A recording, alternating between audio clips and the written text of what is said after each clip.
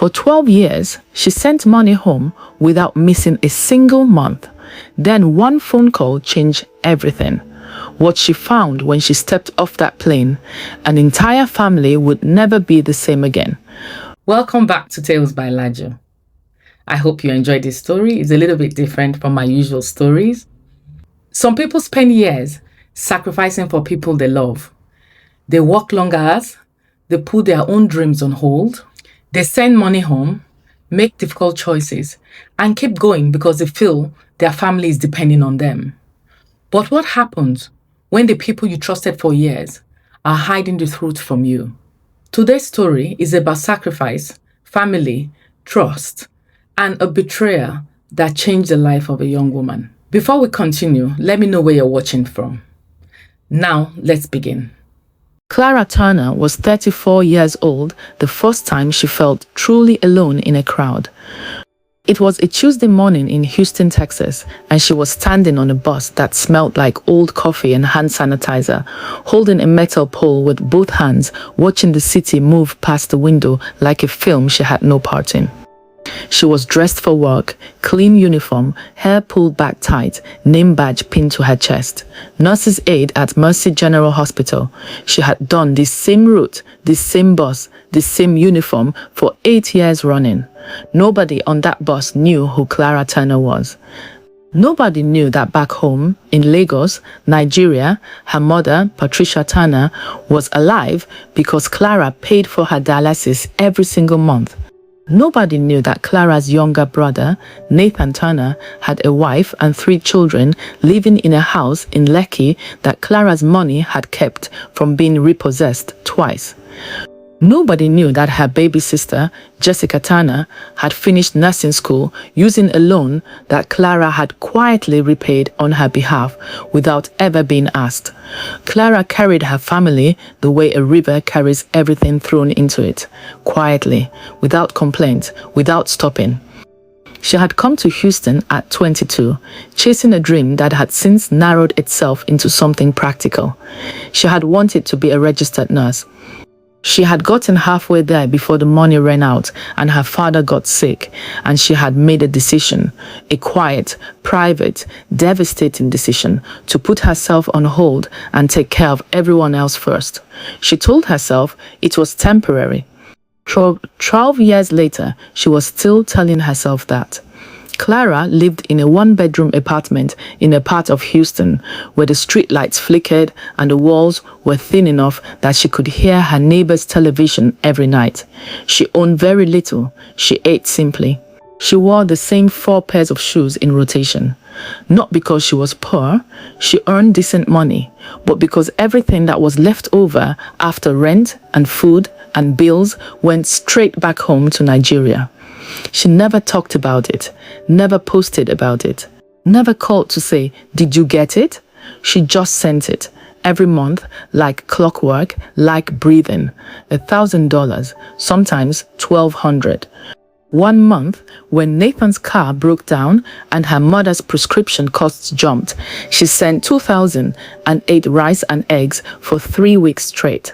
The family knew, of course, they knew. But knowing and saying thank you are 2 different things, and in the Turner household, gratitude had a way of being replaced over time with expectation. The money became part of the furniture, always there, never noticed, never discussed. Clara did not ask for much in return. Just one thing, really. One dream she had held onto through all those years of sacrifice. She wanted a house, a real house, back home in Nigeria. Something with a compound and a garden. Something she could retire to one day and sit on the veranda and feel like she had not wasted her life. Every Nigerian woman she knew in Houston had the same dream: work hard abroad, build something solid back home, go back one day and rest. She had watched her colleagues, her church friends, her neighbors do it. Some had succeeded. Some had been robbed blind by family. She had told herself she was different. Her brother was different. And so in 2013, she had a conversation with Nathan, a long phone call full of emotion and promise, and they agreed. She would send the money from Houston, he would supervise the build on the ground in Lagos, and the house would be hers, fully hers. Her name on the title, her name on the deed, her name on every piece of paper that mattered. Nathan had said, "Clara, I swear on Mama's life, that house is yours. I'm just the hand that builds it for you." She had believed him. God help her, she had believed him. The building of the house was supposed to take 2 years. It took 7. Clara did not panic about that at first. Construction delays in Nigeria were normal. Labor was unreliable. Materials cost more than expected. She had heard all these things before, from friends who had built houses back home while working abroad. She factored them in. She adjusted her budget. She kept sending. The amounts grew over the years. What started as a dedicated $800 a month for the build slowly became $1,200, then $1,500, then $1,800. Nathan always had a reason. The foundation had to be redone because the soil on the plot shifted during the rainy season. The contractor collected the advance and disappeared. The roofing materials they ordered from Alaba Market arrived damaged. The tiles cost more than quoted. The electrical work needed to be upgraded because the estate management had changed its power specifications. Every reason sounded real. Every reason sounded like something that could genuinely happen in Lagos. And Clara, sitting in Houston with no way to physically verify anything, had to make a choice each time: trust her brother or lose everything she had already put in. So she kept sending. She sent money for the foundation. She sent money for the walls. She sent money for the roof twice. She sent money for the gate, the fence, the driveway, the compound wall, the electrical installation, the plumbing, the tiles, the paint. Every single layer of that house was bought with her sweat, converted from dollars to naira, wired across an ocean, month after month after month. During those 7 years, she visited Nigeria twice. Both times, the house was in progress. The first visit, the walls were up, but the roof was missing. Nathan walked her around the site in the Lagos heat with a proud smile, pointing at each section like he was presenting a masterpiece. "Look at this foundation, Clara. You see how solid that is. That's quality concrete right there. That house is going to outlast all of us." She had laughed and nodded and felt a warm glow in her chest. The second visit, the house was almost complete. It was beautiful. 4 bedrooms, a wide veranda, high ceilings, Italian tiles in the living room, a compound in the back with real grass, the kind that stayed green even through the dry Harmattan season.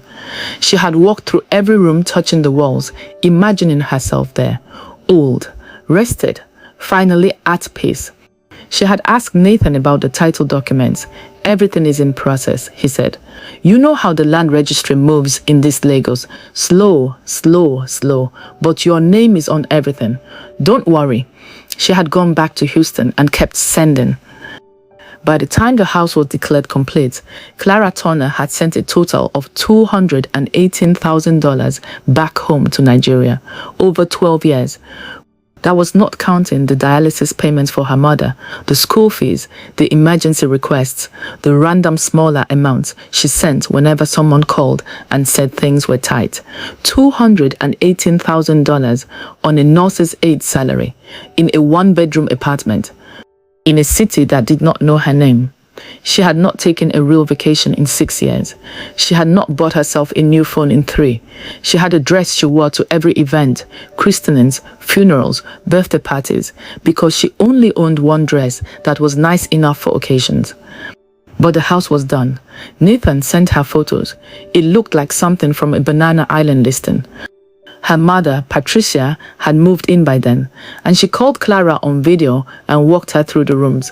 And Clara sat in her apartment in Houston and cried the most satisfied tears of her life. "This is yours, my daughter," Patricia had said. "This is what your hard work looks like."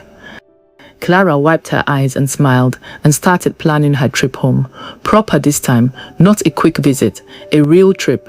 She was going to go home, hold the title documents in her hands, and finally feel like her life had amounted to something. She booked the flight in September. She was going in December. She had no idea what was waiting for her. It came from Jessica.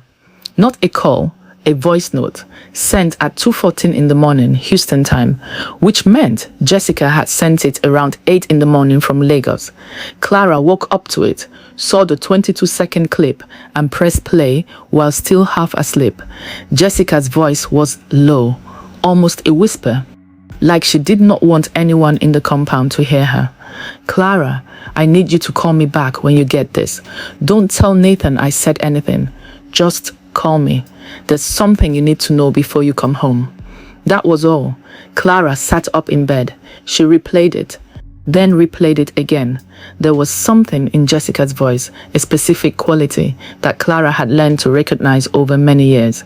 It was the voice Jessica used when she knew something terrible and was trying to decide whether telling the truth was worth the consequences. Clara called her back immediately. Jessica picked up on the second ring, which meant she had been awake, waiting. Are you alone? Jessica asked. It's 2 in the morning, Jess. Yes, I'm alone. What is going on? A long pause. Clara could hear Jessica breathing. She could hear Lagos in the background, a generator humming, a rooster somewhere, the distant sound of early morning traffic already building. Then Jessica said the sentence that cracked everything open. Clara, the house is registered in Rebecca's name. Silence. Clara did not speak for a full 10 seconds. The words landed, but her brain refused to process them. Rebecca Walsh, Nathan's wife of 8 years, whom Clara had always been polite to, always sent birthday money for, always included in Christmas packages. What do you mean registered? Clara said. Her voice was very calm, the way a person gets calm right before something breaks. I mean the certificate of occupancy, the C of O, Clara, the official land title.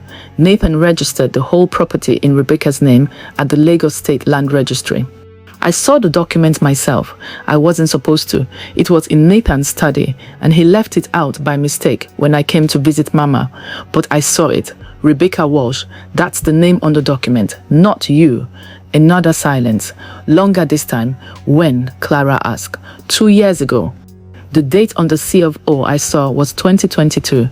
Clara did not say anything for a very long time. She was doing math in her head. In 2022, she had sent Nathan $19,400 that year alone. She remembered because she had gone through her records that year for tax purposes and been quietly proud of herself for how consistent she had been. Does Mama know? Clara asked. The pause before Jessica answered was answer enough. I think Mama knows, Jessica said quietly. I'm not sure she knows the full picture, but I think she knows more than she's told you. Clara hung up the phone. She did not do it rudely. She said she needed to think, said thank you, said good night. Then she set the phone down on the bed beside her and sat very still in her dark apartment in the city that did not know her name, and she felt something shift inside her chest, something that had been held together for 12 years, something that had been trusting and patient and generous and quiet. It shifted, and it did not shift back. She did not cancel the December trip. She did not call Nathan. She did not tell anyone else what she knew. She just started preparing, quietly, carefully, the way she had always done everything. The flight landed at Murtala Mohammed International Airport on a Thursday afternoon, and the heat hit Clara before she even stepped fully off the jet bridge. That thick, pressing Lagos heat, wet and heavy and alive in a way that Houston heat never was. The smell of it, fuel and red earth and something green underneath everything, washed over her, and for one unguarded moment, before everything complicated came rushing back, she just felt home. Nathan was at the airport. He was standing near the arrivals exit with a wide smile and a paper sign that said Clara in big letters, like she was a returning hero. He was wearing a blue agbada over trousers, and his hairline had receded more since she last saw him in person. He looked happy, comfortable. well-fed in a way that reminded her of how thin she had gotten that 1 month when she sent $2,000 and ate rice and eggs for 3 weeks. He hugged her, long and tight, the way brothers hug sisters they have not seen in years. "Clara, you look good. America is treating you well." She smiled. She hugged him back. She said all the right things. She did not let him see her eyes. The drive from the airport to the house took over an hour through Lagos traffic. Nathan talked the whole way about the neighborhood, about how property values in that part of Lagos had tripled, about how everyone who drove past the compound remarked on how beautiful the house was. He kept saying "your house" and "your property" with such easy confidence that Clara almost started to doubt Jessica. Almost. Then they turned into the compound and she saw it for the first time, not as a construction site or a video call tour, but as a real, finished, standing thing, and it took her breath away. It was everything she had imagined, more even. The gate was black iron with gold tips, the kind you saw in the best estates in Lekki. The driveway was smooth, wide enough for 2 cars side by side.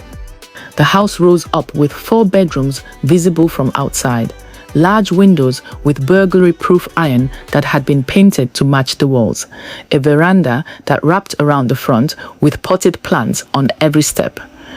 The compound wall she had paid for was plastered and painted cream, with bougainvillea climbing one corner of it in a riot of pink. Her mother was waiting on the veranda.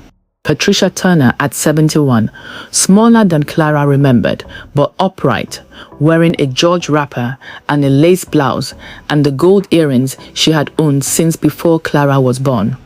She came down the steps slowly, carefully, and when Clara reached her, she held her face in both hands and looked at her for a long moment without speaking. "You look tired," Patricia said finally, "but you're here. Thank God you're here." Rebecca was there too, inside, directing the house girl in the kitchen. Nathan's wife, tall, slim, a careful smile on her face when Clara walked in. She hugged Clara briefly and said, "Welcome home, sister. We've been waiting for you." "Thank you," Clara said and smiled. Dinner that evening was large and warm and full of noise. Nathan's 3 children running everywhere. The television too in the background. The smell of egusi soup and fried plantain and jollof rice filling the whole house. Clara ate and laughed and answered questions about America and pretended, for that evening, to be simply happy to be there. She watched Rebecca move through the rooms. Watched how Rebecca straightened things, directed the children, opened cabinets without hesitation, instructed the house girl where to put things. Rebecca moved through that house the way a person moves through their own home, unhurried, proprietary. Like every room was already hers in a way that went beyond just staying there. Clara watched all of it, said nothing. Later that night, after everyone had gone to bed, she sat alone in the bedroom they had prepared for her, a beautiful room, painted pale yellow, with curtains she recognized from a photo Nathan had sent years ago that she had approved, and she pulled out her phone and looked again at the message Jessica had sent her. She had brought documents from Houston, 12 years of wire transfer records. Every single receipt from Western Union, from Remitly, from her bank's international transfer portal, printed and organized in a manila folder she had carried in her hand luggage because she did not want to risk it going missing in the hold. She was going to need them. On the second day, while Nathan took the children to school and Rebecca went to the market and Patricia slept through the morning, the way old women do when the pain has finally let them rest, Clara went into Nathan's study. She had not planned to go in there. Or rather, she had planned it very carefully and told herself she had not. The study was off the main hallway, a room she remembered approving in the original floor plan because she had wanted the house to have a space for thinking, for reading, for quiet. The door was unlocked. It opened without a sound onto a neat, ordered room. Bookshelves, a large wooden desk, a leather office chair, a filing cabinet in the corner. She went to the filing cabinet first. It was locked. She tried the desk drawers next. The first two held pens and stationery and receipts for things she did not care about. The third drawer held a brown envelope that was not sealed, just folded at the top. She opened it. Inside were 6 pages. Official documents, stamped and signed with the Lagos state government header and the kind of land registry formatting that meant they were absolutely real. She scanned them quickly, her eyes moving through the legal language the way they moved through a patient's chart, looking for the one number, the one word, the one detail that told the full story. She found it on page 2. Registered owner, Rebecca Walsh. Property description followed, the address, the plot number, the size of the land in square meters, all of it matching perfectly the house she was standing in. Registered in full to Rebecca Walsh. Date of registration, March 14th, 2022. Certificate of occupancy number clearly printed at the top. In March 2022, Clara had been saving aggressively to send an extra lump sum because Nathan had told her the compound landscaping needed to be completed before the rainy season ruined the new soil. She had sent $4,500 in one transfer. She remembered it because her account had gone very low afterward, and she had called the bank to make sure the transfer had cleared. She stood in the study for a long time, holding those pages. She was not crying.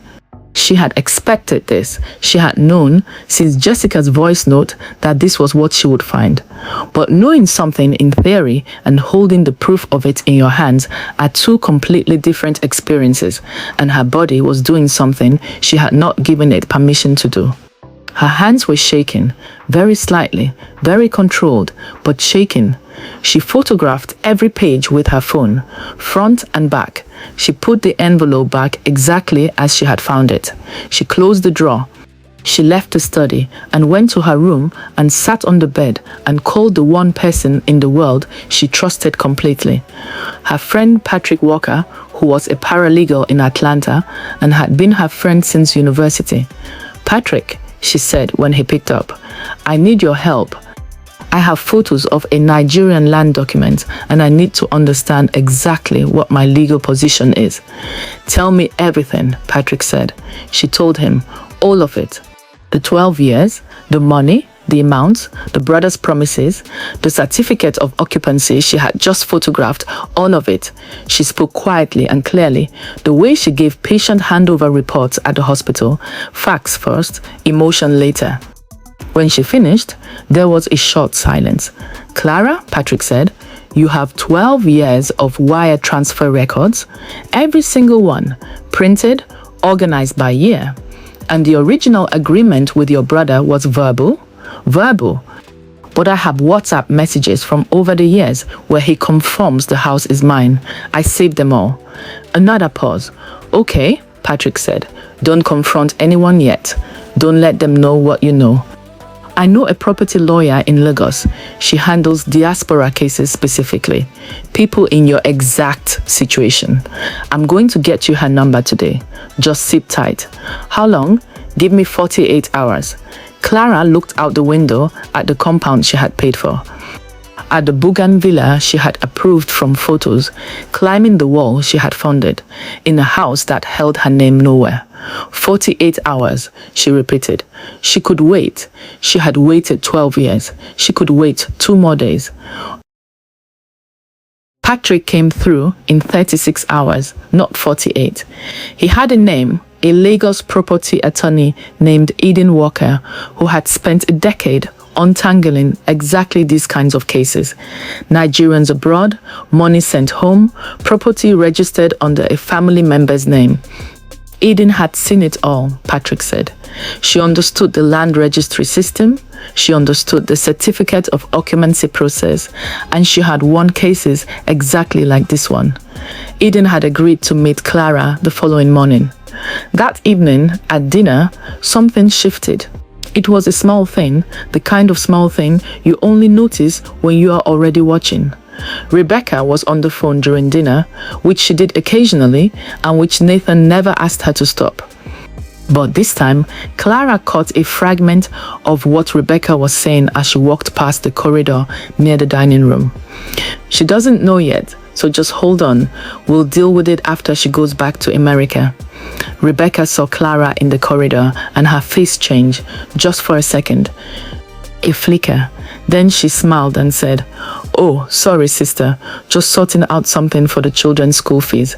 Clara smiled back. "Of course, no worries." But that night, she did not sleep. The meeting with Eden Walker happened at a quiet office on a side street on Lagos Island, the kind of place that did not advertise much but stayed very busy. Eden was a small woman in her 40s with reading glasses pushed up on her forehead and an expression that suggested she had heard every possible kind of human betrayal and had stopped being surprised by it long ago. Clara laid everything on the table: the photos of the certificate of occupancy, the printed wire transfer records, the screenshots of Nathan's WhatsApp messages over the years, months of messages in which he referred to the property as your house and Clara's place and the house we're building for you. She had 17 messages like that. 17 separate instances of her brother, in writing, confirming the house was hers. Eden went through everything slowly, methodically, saying nothing until she was done. Then she took off her glasses and looked at Clara directly. "You have a very strong case," Eden said. "The wire transfer records establish that you funded the property. The WhatsApp messages establish that the original intent was for the property to belong to you. The fact that a certificate of occupancy was issued in another person's name without your knowledge or consent. In Nigerian property law, that can be challenged as fraudulent registration. It is not a gray area. How long will it take? These things take time in our courts. But we can file for an injunction at the High Court immediately to freeze any sale or transfer of the property. That protects you while we build the full case. I would want to file today." Clara nodded. "Do it." Eden filed the injunction that afternoon at the Lagos State High Court. By the time Clara returned to the house for dinner, the court order was already being processed. Nathan found out that evening. Clara did not know exactly how. Lagos was a city where someone always knew someone at every government office. But Nathan called her while she was in her room, and his voice was not the voice of the warm, smiling brother who had greeted her at the airport. "Clara, what have you done?" She took a breath. "What have I done? Nathan, what have you done?" A long silence. "Come downstairs. Let's talk about this properly." "We can talk properly downstairs," she said, "but I'm not withdrawing the injunction." She put on her shoes. She straightened her clothes. She walked to the mirror and looked at herself for a moment, steady, clear-eyed, tired in the way of someone who has been holding something heavy for years and has finally set it down. And then she went downstairs to face her brother. The living room was too quiet for what was about to happen in it. Nathan was sitting on the large sofa, the one Clara had approved from a fabric catalogue Nathan had WhatsApped her photos of in 2019, with his hands clasped between his knees and his jaw set. Rebecca was beside him, still in her going-out clothes, like she had rushed back from somewhere in a hurry. Patricia was in the armchair in the corner, and she was not looking at Clara. She was looking at the floor. Clara sat down across from them. She did not say anything.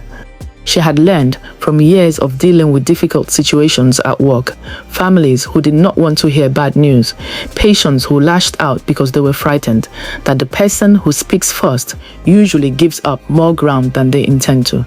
So she waited. Nathan cracked first. "It's not what you think," he said. "Then explain it to me," Clara said. "Quiet, even. I put it in Rebecca's name for practical reasons. In Nigeria, when you're abroad, it is easier for a resident to hold the title. It avoids complications with the land registry, with taxes, with the whole process. It was to protect the asset. It was always understood between all of us that the house belongs to you. Put that in writing for me. Have your lawyer prepare a deed of assignment, sign it, get it notarized, and transfer the certificate of occupancy to my name. If the house is mine as you say, you should have absolutely no problem doing that by Monday." Nathan looked at Rebecca. A specific kind of look, not the look of a man checking with his wife because he needed her approval, but the look of a man who was silently communicating something Clara was not supposed to see. Rebecca spoke for the first time. Her voice was careful, measured, the voice of someone who had rehearsed this many times. Clara, we have invested significant personal time into this property over many years. Nathan managed the entire construction, chased contractors every day, and dealt with every problem on the ground while you were comfortable in America. That was years of his life, years of stress, years of his own energy. We feel that entitles us to some formal recognition of, you feel that entitles you to a $218,000 house that I paid for? Silence. The number landed in the room and sat there, very large, very quiet. Patricia made a sound from the corner. A small sound, not quite a word, not quite a cry, something in between. She was still not looking up. Mama, Clara said, did you know? A very long pause. I thought, Patricia started. Then she stopped. Then she started again. Nathan told me it was a temporary arrangement. He told me it would be changed to your name when you came back home. And you believe that? Patricia finally looked up. Her eyes were wet. I wanted to believe it, she said, which was, Clara thought, possibly the most honest thing anyone in that room had said all evening. Nathan stood up then. His voice had changed again, the measured tone gone, something more desperate coming through. Clara, if you take this to court, you will destroy this family. You want to drag us through the Lagos High Court, put our family business in front of judges and lawyers and strangers, shame us in front of the whole community for a house. We are family. Family matters in this life. Families sort things out among themselves. Families, Clara said very carefully, do not steal $218,000 from each other and then tell each other to sort it out among themselves. She stood up. I'm going to bed. I have a meeting with my lawyer in the morning. If you want to avoid court, Nathan, have a deed of assignment prepared by Friday. If you don't, we will let a judge decide. She walked to the door. She stopped with her hand on the doorframe and did not turn around. I want you to know something. I don't hate you. I'm not doing this out of anger. I'm doing this because if I walk away right now and say nothing, I will spend the rest of my life too broken to help anyone, including myself, and I deserve better than that. She went upstairs. The house was very quiet behind her. Friday came. Nathan did not have a deed of assignment prepared. He sent a WhatsApp message instead at 7:43 in the morning, before Clara was even fully awake. It was long. It went through several stages, first pleading, then accusatory, then philosophical, then pleading again. It said things like, you were never going to come back to Nigeria anyway, and Rebecca has sacrificed her own life for this family too, and Mama's health cannot survive the stress of a court case. Clara read it once. Then she forwarded it to Eden Walker and to Patrick and wrote back a single sentence, I'll see you in court. The case was filed that same afternoon at the Lagos State High Court. What happened in the weeks that followed was messy in the way all true things are messy. Nathan hired a lawyer from Victoria Island. Rebecca called extended family members who called Clara with mediations and negotiations and emotional appeals. There were aunts who said Clara was being too proud. There were cousins who said she was choosing money over blood. There was one phone call at midnight from a senior relative Clara barely knew, who told her she needed to remember that a woman who fights her own family in court loses something she can never get back. Clara listened to all of it. She thanked each person for calling.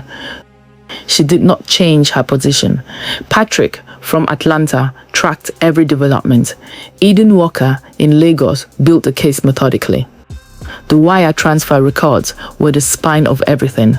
12 years of transactions, documented, time-stamped, total to the dollar, then converted at the prevailing exchange rate to show exactly how much naira had gone into that property. Nathan's WhatsApp messages were the muscle. and the certificate of occupancy with Rebecca's name on it and a registration date 2 years before Clara had ever been told the house was finished, was the beating heart of the whole thing.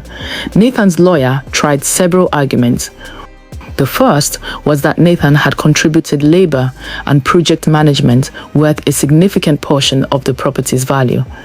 Eden's response was precise. Supervising construction does not transfer ownership of a property funded entirely by another party, and Nathan had never, in years of written communication, suggested that his oversight entitled him to a share of ownership. The second argument was that there had been a verbal agreement to co-own the property. This was harder to disprove, but Clara had 17 WhatsApp messages in which Nathan had referred to the house as hers alone, and not a single one in which any co-ownership arrangement for himself or Rebecca was mentioned. The third argument was the one that hurt the most. Nathan's lawyer submitted a document claiming that a significant portion of the money Clara had sent over the years was intended as general family support, gifts, and personal assistance, not specifically for the house, and therefore could not be counted as a financial contribution to the property. It was technically creative, and it required Clara to sit in a conference room with her lawyer and go through every single transfer year by year and establish exactly what each amount had been sent for. She had records for all of it, every single one. The preliminary hearing was in January. The judge reviewed both parties' submissions and upheld the injunction. The property could not be sold, transferred, or used as collateral for any loan while the case was in progress. Nathan had apparently been in early conversations with a buyer, a developer who was interested in the plot. The court order had closed that door completely. 3 months after Clara had first walked into Eden Walker's office on Lagos Island, Nathan's lawyer made contact with a settlement offer. Rebecca would formally relinquish the certificate of occupancy. Nathan would sign a notarized statement acknowledging that the property had been funded entirely by Clara. In exchange, Clara would agree not to pursue any additional financial claims, no repayment of the non-property funds she had sent over the years, no damages, no further legal action. Eden presented the offer. Patrick weighed in from Atlanta. Clara sat with it for 2 days, then she accepted. Not because it was fully fair, it was not. 12 years of additional support, the dialysis, the school fees, the emergency transfers, all the money that had nothing to do with the house but had kept that family breathing, added up to a number that deserved its own separate reckoning. But Clara had learned over a lifetime of caring other people that there is a difference between getting everything you deserve and getting enough to rebuild. She was 36 years old. She was tired. And the house, her house, the one she had paid for stone by stone, naira by naira, wire transfer by wire transfer, was finally, legally, formally hers. The title transfer was completed on a Tuesday. Eden sent her the scanned certificate of occupancy, and Clara opened it on her phone, sitting in her one-bedroom apartment in Houston, and read her own name at the top of the page. Registered owner, Clara Turner. She sat with that for a long time. The window was letting in late afternoon light. Outside, the city moved past like a film she had no part in. Except that now, for the first time in a very long time, she felt like she was finally writing her own story, choosing her own ending, deciding on her own terms what the next chapter looked like. She called Patrick. "It's done," she said. "It's done," he confirmed. "How do you feel?" She thought about it for a real moment. "I feel like I just put something very heavy down," she said, "and my arms don't hurt yet. But they will tomorrow, and that's okay." She did not call Nathan. She did not call Rebecca. She sent her mother a short text, just 3 words, that said, "It is done." Patricia wrote back 1 word, "Good." Clara set the phone down. She looked around her small apartment. She thought about the compound in that Lagos house, the bougainvillea climbing the cream-painted wall, the wide veranda, the Italian tiles she had approved from a catalogue in the break room of a hospital in Houston at 2 in the morning. She was going home, not to visit. not to check on anyone, not to carry anyone or fix anyone or fund anyone. She was going home because it was her home, because her name was on it, because she had owned every room, every tile, every inch of that compound. And for the first time in 12 years, no one could take that from her. Outside, the Houston afternoon pressed against the window. Inside, Clara Turner, tired, steady, finally free, started planning what she would plant in her garden when she got there. Clara spent 12 years sacrificing and giving her love to people who took it for granted. The lesson in that is painful, but it's also very important. Generosity is not a contract. It has to be earned. It's not assumed, and it's not inherited because you're the same blood. If you are the one who always gives, always sends, always sacrifices, you are not obligated to do that in silence. You are allowed to protect yourself. You are allowed to ask for what is yours. Clara did, but it cost her something, but she got herself back. That is worth more than any house. If this story moved you, please hit the like button. It helps more people find the channel. Subscribe if you haven't already done so, because there are more stories like this coming. I'll see you in the next one.